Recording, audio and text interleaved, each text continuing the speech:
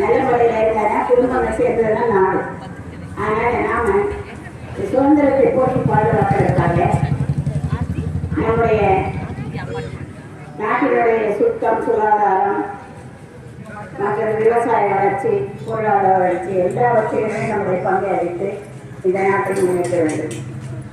இந்த சுதந்திரம் பெறுவதற்கு பெற்ற பிறகு நம் நாடு குடியரசு நாடு மாறி குடியரசு நாட்டில் ஒவ்வொருவருக்கும் நம்முடைய குடி உரிமையை பயன்படுத்தி வாக்கெடுப்பு மூலமாக நமக்கு தேவையான தலைவரை தேர்ந்தெடுத்து இந்த நாட்டை ஆட்சி செய்கிறோம். ஆக அப்படி ஆட்சி செய்யும்போது இந்த சுதந்திர நாட்டில் ஒவ்வொருவருக்கும் தான் அந்த ஓட்டு உரிமையை பயன்படுத்தி நமக்கு தேவையான தலைவரை தேர்ந்தெடுத்து நல்ல ஆட்சி செய்து வருகிறோம். ஆனால் இப்பொழுது வர அந்த ஓட்டுரிமை கூட பங்கம் ஏற்பட்டுள்ளது. எத்தனையோ லட்சக்கணக்கில் இருக்கக்கூடிய பொதுமக்களுக்கு ஓட்டு கிடையாது, எல்லாருடைய பேரும் நீக்கப்படுகிறது. அதனால தமிழ்நாட்டிலாவது நாம இனிமேல் நம்ம செயல் இருக்கிறா அப்படிங்கிறது நாம உறுதிப்படுத்தணும். ஒவ்வொரு ஓட்டு போடுற வயது உடையவர்களையும் தங்களுடைய பெயர் அதில் இருக்குதா, ஏன்னா அது நம்முடைய உரிமை. இந்த நாட்டை காக்க வேண்டியது நம்முடைய உரிமை.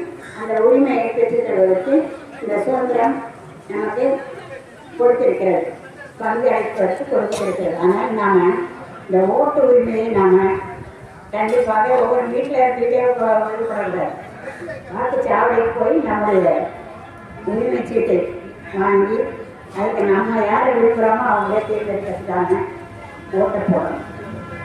அப்படி செய்தால்தான் இந்த நாடு சிறந்த தலைவர்களை கொண்ட நாடாக மாறி நம்முடைய ஆட்சி நல்ல முறையில் நடக்கும். இந்த தாய்மார்களும் சரி, பெற்றோர்களாக எல்லாருமே பிள்ளைகளுடைய வாழ்க்கையில் அக்கறை கொண்டு அவங்க படிக்கிறாங்கன்னு விட்டுறக்கூடாது.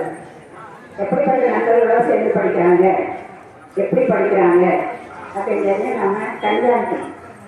நல்ல முறையில் படிக்கிறாங்க கொடுத்து இந்த நாட்டினுடைய சூழ்நிலையாக அவர்களை மாற்றி நல்ல முறையில் இந்த நாடு வளர நாம் அனைவரும் ஒத்துழைப்போம் என்று கூறிக்கொண்டு பங்களிப்பு வாய்ப்பு கொடுத்த அனைவருக்கும் என்னுடைய நன்றியை பாராட்டி வரவேற்கிறேன். நன்றி. அடுத்தபடியாக